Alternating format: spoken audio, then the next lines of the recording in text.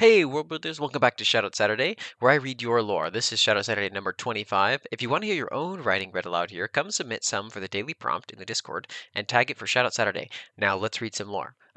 Quick small preface before we actually properly get into it. I just wanted to say I'm going to be doing these little small bite-sized, try to get back into things after my move. Things were a little bit crazy, and so I'm a little bit behind on the Shoutout Saturday stuff, and so I'm doing them piecemeal at first, get myself back on track, and then we'll go back to the every other week, 2 week long sections that are a little bit longer videos. But for now, let's actually dive into what people have written for this Shoutout Saturday. For day 257, the prompt was, how are menstrual cycles, or the equivalent of, handled in your world? And this comes from Nugget in the Discord. The Wanderer writes, menstruation among races. While a significant portion of species don't deal with any form of menstrual cycles, and for those who often lack access to a proper diet all year round tend to have them as more of a seasonal issue. That said, here are the general takes on it. The species that do are humans, ratfolk, Shalantians, Dramies, dwarves, Elephar, goblins, giants, halflings, minotaurs, centaurs, orcs, great hogmen, small folk, pilgrims, trolls, and urbans. Out of the 62 sapient races largely known, only those 16 do, only 25.8% of the species. Though humans and half-humans do make up a vast majority, goblins, urbans, trolls, and great hogmen all are in the general attitude of not caring beyond the physical discomfort caused. Goblins and trolls do nothing to prevent their blood from spreading. Urbans and great hogmen use a kind of moss fixture as pads. Urbans will make small sweet cakes for their friends who are menstruating. Dwarves, centaurs, minotaurs, halflings, elephars, dramies, ratfolks, and pilgrims view menstruating as an annoyance, but also view it as nothing to be embarrassed of. But it is something to be sympathetic of. Dwarves, halflings, dramies, ratfolk, and minotaurs, when able, use cloth pads, and dwarves have developed their own form of tampons. Elephars use sand and paper. Centaurs, sadly, have very little they can do on their own, so they do nothing. Orcs have a very positive outlook on menstruating. They view it as battling one's own body and take pride in winning every cycle. They use animal fur or moss to prevent blood flow. Bragging about it is not uncommon. Though for enslaved orcs, who are being mass produced for war, via arcane summoning mostly, a very, very sad reality for a lot of them, there is a very little done. Shalantians view menstruation as a noble trial, and while it usually is a private thing, there is no shame or embarrassment around it, at least culturally. They use a specially made device akin to a pad and tampon for their needs. Lastly, humans.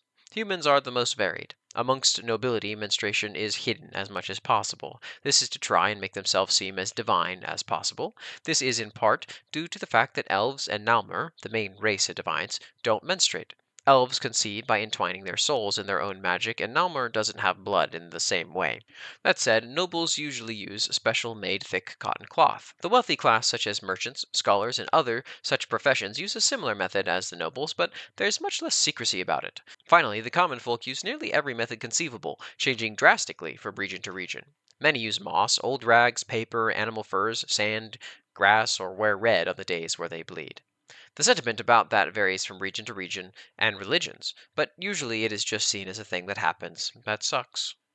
Interesting. Nice broad coverage here.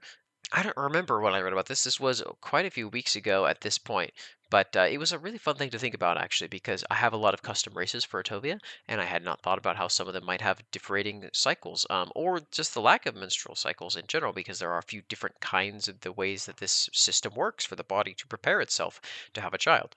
But good coverage by the Wanderer. So for day 258, the prompt was, what is a popular puzzle, either physical or literary, in your world? Now, again, these prompts are pretty old. I didn't see anyone who had posted this for Shoutout Saturday. If someone has and I missed it, please let me know. I will make sure to include it in the next video whenever this one comes out. You can let me know.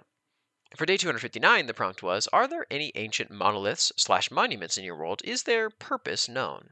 Aris writes, Rundown. Rundown is an ancient monolith in the central regions of Hydra. The monolith stands 57 feet tall, 17.3 meters, and has markings in an unknown language strewn across its surface in an orderly fashion. Rundown is tall, being built in levels, with the bottommost level being slimmer than the topmost level. Going out of the monolith are several lanes of wiring that spread across the central city of Hydra, being built into several government buildings and along the sidewalks and roads of the city. Exo and Anomaly, the two interlopers said to have made Rundown, refuse to speak about what the monolith does, and those who claim to have discovered its purpose refuse to speak of it. The monolith stands at the entrance to the Iron Pit, a mock-up of the fifth gate of torment, Hell, turned into a play for survival. Those who enter the Iron Pit are normally prisoners of Hydra or wanted enemies of their regime. Please note that horrific lack of pasta in the Iron Pit. It's important to know, I swear. The monolith periodically lights up, with all of its runes glowing a bright crimson as a show of power. The monolith stays lit for exactly 7 minutes and 33 seconds once every day at dawnbreak before the lights turn blue from the bottom up and the entire thing returns to being dormant. The large wires attached to Rundown glow at the same rate as the monolith itself, taking longer to respond the further away it is. Some rumors state Rundown turns those who somehow manage to escape the Iron Pit, or those who oppose Hydra, into horrific demonic entities. Others state Rundown keeps the citizens of Hydra under the control of Hydra, and that destroying the monolith would free the people of its hypnotic control. Some people think it is just a mere distraction, or simply enough a clock stating when the day breaks, though the amount of people who have gone missing after the monolith had been put in place is a surely suspicious coincidence. Regardless, it's probably nothing to worry about. Great. Good stuff from Aris. I had missed reading some of the things. As I had missed reading everything, it's been a little while. I'm always excited to get to dig deep into things. And this thing is really cool.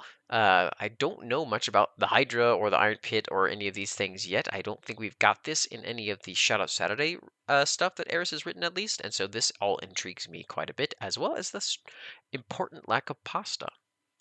The Wanderer writes A brief tour of Endrin's monuments. Endrin is an old world. It has weathered many apocalypses, seen the wars of multiple pantheons of gods, and withstood a few eldritch invasions. And in that time, people wouldn't stop building monuments, monoliths, and other such structures. And because many of the builders worked in magic, even beyond ancient ones still stand, which has led to a countless being discovered from well beyond any, including most mortals' history.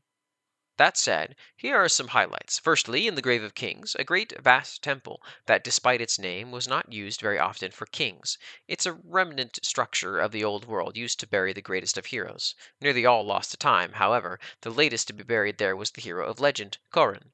While he was reborn in reincarnation, when called upon by great crisis time and time again, his first life's body is resting in that old tomb, where no evil would dare defile it. Another would be the Oceanus' temples, but I've mentioned them enough previously. There is, of course, the obsidian monolith, still standing tall in the realm most called ruin. It is ancient, long older than the evil that inhabits that obsidian desert, its purpose intentionally hidden by the horror that lives there, and so, to all but the most ancient of gods and elves, its purpose remains hidden. Indeed, until that ancient horror was slain, nearly none knew it existed. But luckily for you, I am very old and have not as of yet abandoned my position as a herald. That towering, sleek pillar of obsidian that stretches beyond the sky and is so wide about as to take 2 days' journey on foot to go around, that was once the citadel of the old world. It was built near where the great ancient horrors invaded and stood as a bastion throughout that great war, and when it finally ended, it was slowly abandoned, unused when that horror took its realm. Good stuff. There was some slightly confusing grammar in the middle there that I think I just did not parse correctly. Hopefully, I read it correctly at the very least. But nice monuments, monoliths, especially in really ancient worlds, I really love. And the Wanderer's got like super old, multiple rises and falls of civilizations and pantheons of gods, so it works really great. For day 260, the prompt was, what is kept as a trophy from a kill in your world? And this comes from Aris in the Discord. Nugget writes, prized collections, an entry in Time Traveler and the Immortal. Emrys actually doesn't keep trophies from his victims very often. Documents, sure. He has an entire library that's off limits, filled with various scrolls and tomes containing information he finds too valuable to destroy, but too dangerous to be known. The exception was Moors. At the beginning of the war, Emrys and Moors got into a fight, resulting in Emrys attacking on instinct and taking out Moors' eye. It was the first time he realized that not only could the gods be hurt, but that he could hurt them. Moors is still permanently scarred, and Emrys still has the severed eye kept in a jar as a trophy. Moors can still see through the eye. By the way, Stella often uses this to have him spy on Aurelius, and some new lore I came up with for this prompt, but didn't feel it was long enough on its own. The Witchfinders often collect teeth from the witches they kill. They still consider themselves the good guys. Awesome, thanks, Nugget.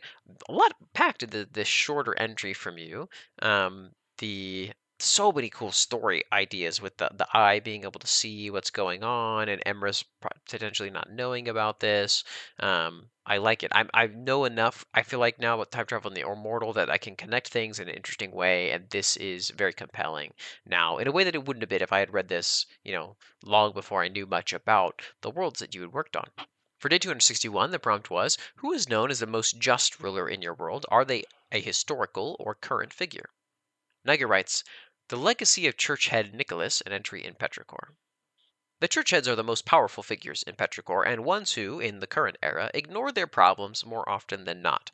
They promote the vices and sins of their gods and rarely interact with the aristocracy, much less the slums. For the most part, the historic church heads were little different in terms of how they viewed the gods and spread their will, except for Nicholas. He was a church head for the avarice, but notably favored the perception of the gods from before they forgot who they were. During the winter season, he made it a point to give back to the Commonwealth of Petrichor by leaving money within shoes people leave by windows and doors to dry.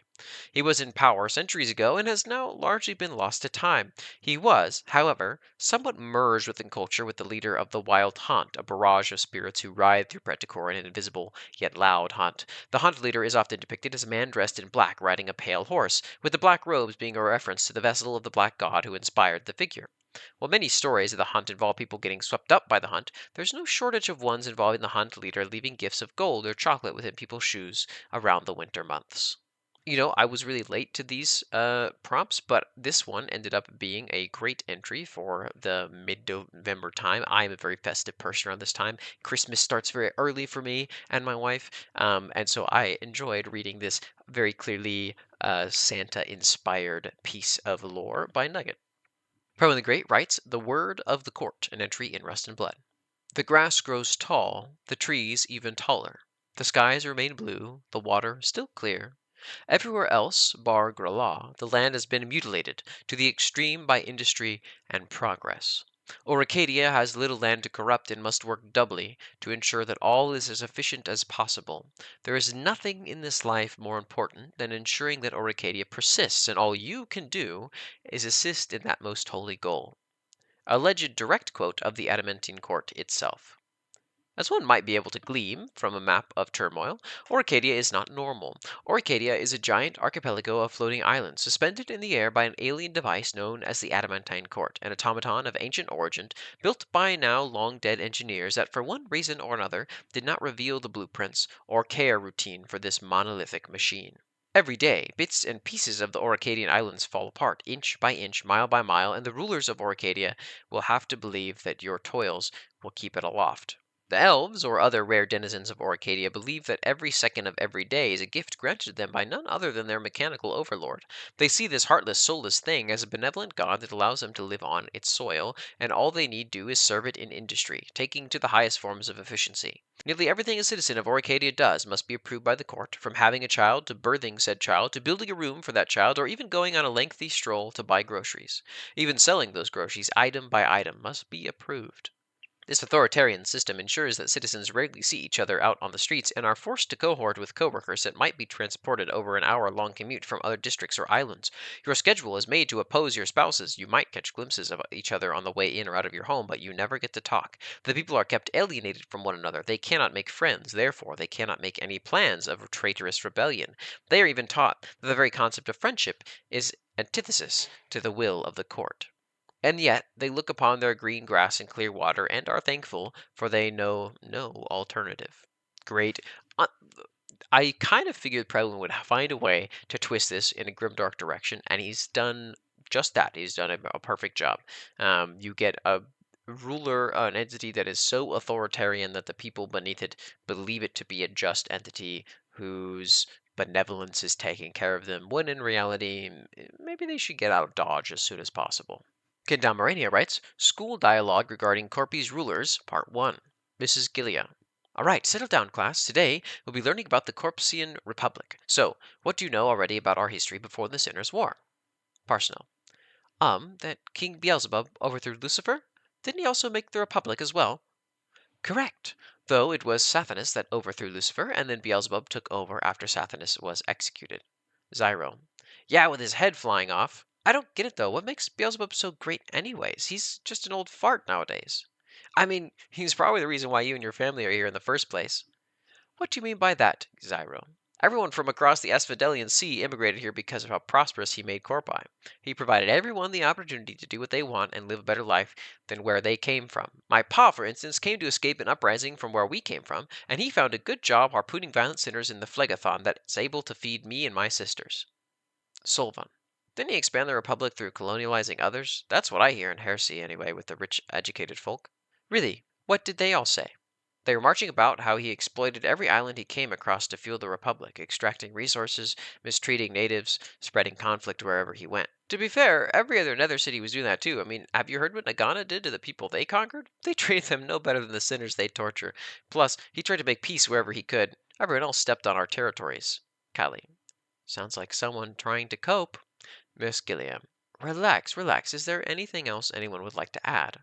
Didn't he also treat sinners justly? The bus driver is a sinner who's been around since the last century, and she always said she's extremely grateful that his judges allowed her to walk free after someone killed her torturer. Yeah, he also expanded their rights too. I think previously they had to bargain their way through torment, like immigrating here. Now there's all sorts of ways they can be executed, all because of the laws Beelzebub passed. Honestly, the more right thing to do is to just abandon torturing them altogether. I mean, I've heard as well that he only expanded it so they could assimilate to normal society. Are you stupid? They're all here for a reason, you know. I say Beelzebub is a damn coward for that. Quiet, quiet. Is there anything else people know about our king? Well, he did aid with recovery in Great Fire of 1866, right? That's the thing I hear people praise most about him. I'll give it to him as well. My grandma and great grandpa would have been homeless if it weren't for all the programs Beelzebub did to help the survivors after their home in Lust was burnt down. And Beelzebub rebuilt Lust incredibly. The entire borough is breathtaking, if you ignore the neon signs and Succubi at least. That doesn't deny the fact that why this city is a shithole now is because of him. He caused the Sinners' War, after all. Entirely his fault and his greed. Sure, Nagana were a bunch of warlords and Malifern were some schemy bastards, but it all could have been avoided if it weren't for the senile fallen angel. All right, that's enough, Kelly. That was rather thorough, but great discussion. Now, on to the lesson itself. But first, a warm up. What does everyone know about Lucifer Hell El? Interesting. Okay. Kendamarania is this world that's all set in sort of the heavily typical mythologizing of hell that we see IRL, but with like some interesting twists. And so this was like a really cool idea of trying to take a kind of political philosophy discussion set in world, which I found really interesting. I don't quite know enough about some of the references here to piece everything together myself, but I felt like it was good. Hopefully, I did the voice as well. It's tricky to know if I should read who's speaking every time or not. If you watch this video, Kendamarania, let me know what you would prefer and I will try to do that in the future. For day 262, the prompt was, who is known as the most unjust or cruel ruler in your world? Are they a historical or current figure?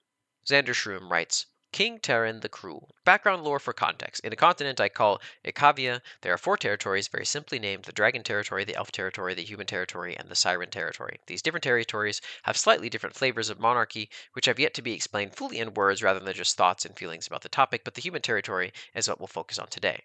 King Terran is considered the most unjust slash cruel. He wears armor of mixed dragon scales that he stole, and scale mail is a very important piece of armor to wear in this land due to the circumstances of acquiring it.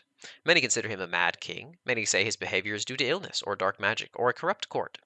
Unfortunately, it's just due to his power hungry ideologies and the need for more. He, as a king, was jealous of the land the dragons got, was jealous of their power and magical ability, and has spent many a war crime with acquiring, controlling, and using dragons during wars, using their scales for his armor, and was later assassinated by his daughter in law during a not so natural disaster referred to as just the Flood, where much of Ikavia was drowned due to the awakening of some ancient sea monsters. While he is no longer the ruler, his rule is still very fresh, and his daughter in law Crow is still working on undoing all the wrongs he has committed. But it is a very momentous task. Her husband, the son of Terran and prince, was killed during the end of the war due to corruption from dark magic. Sounds like you got an interesting thing going on with this continent of four territories. This King Terran sounds like a terrible person, and you have a great candidate for most unjust or cruel ruler in your world. Now, Kendamarania continues from the previous prompt with a school dialogue regarding Corpy's rulers, part 2. All right, that's enough, Callie. That was rather thorough, but great discussion. Now, on to the lesson itself. But first, a warm up. What does everyone know about Lucifer Hell El? He's a dick for sure. Awful! And his followers all suck. Though he was good at torturing people. I mean, he ruled for like 10,000 years for a reason, right? You deaf? He's the reason why the city is such a dump. He caused the entire war in heaven and pissed off God enough to turn everyone into snakes for like 7 days.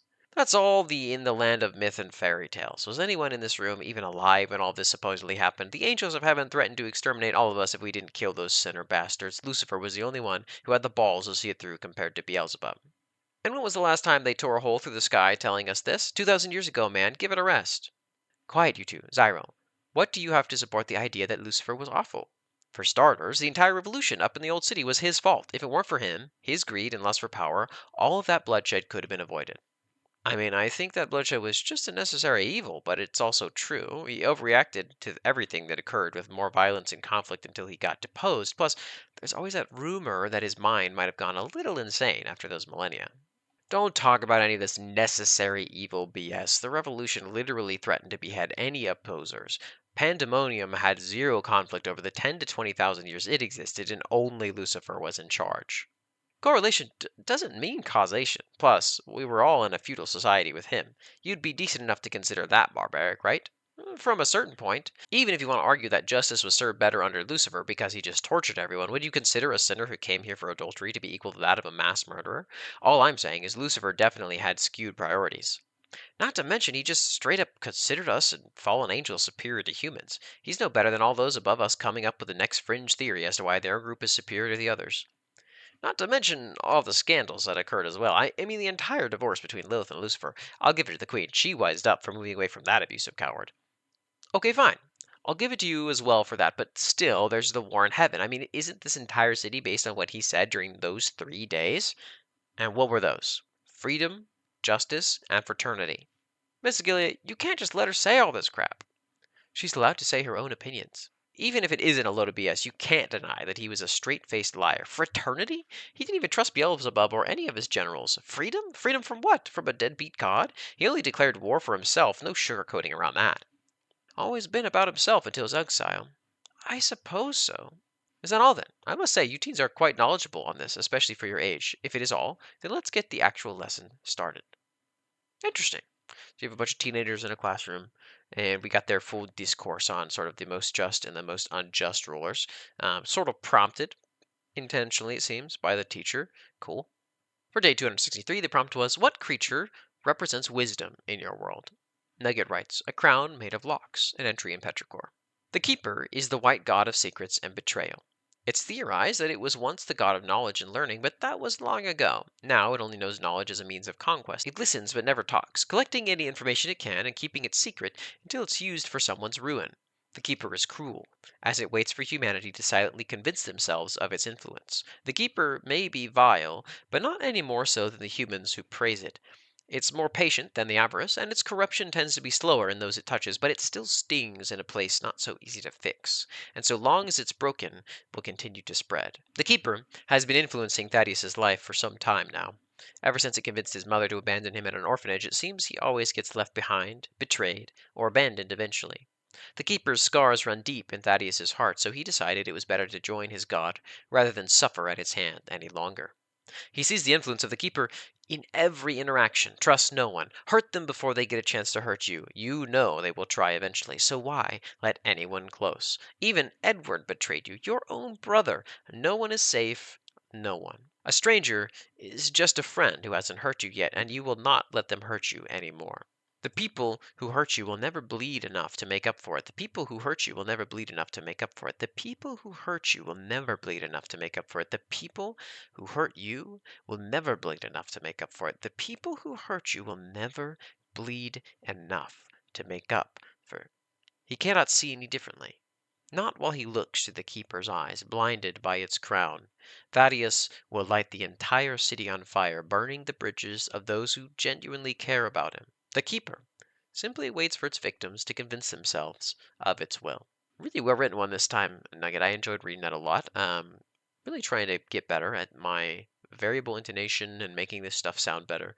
Hope I did a good job with this one. This one felt like something that I needed to do some justice to.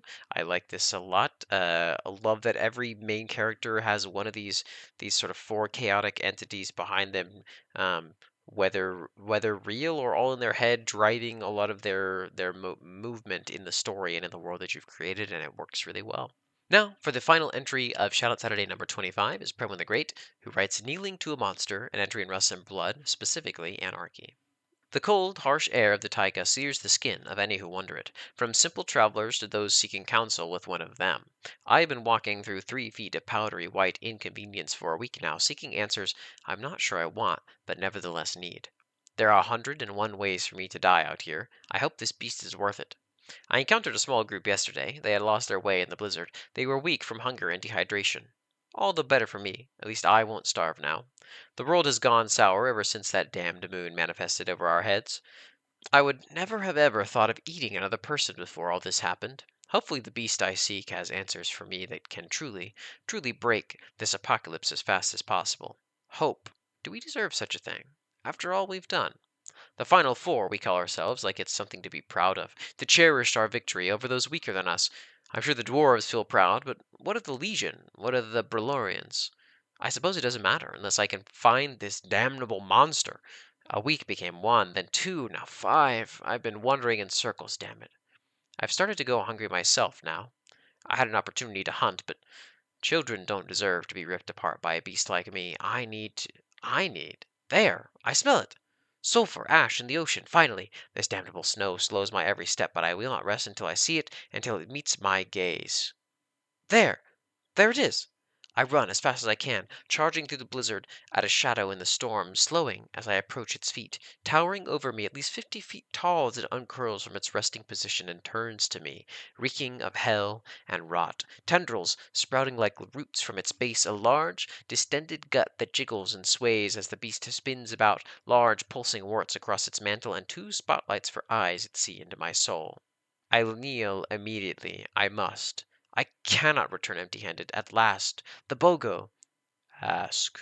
This is cool. Lots of eldritch mystery in this one. This creature description was like pretty interesting to me. I like this, giving me the eldritch vibes that I think Predwin tries to give off in a lot of his writing with some of these larger, more esoteric entities, and it came out great.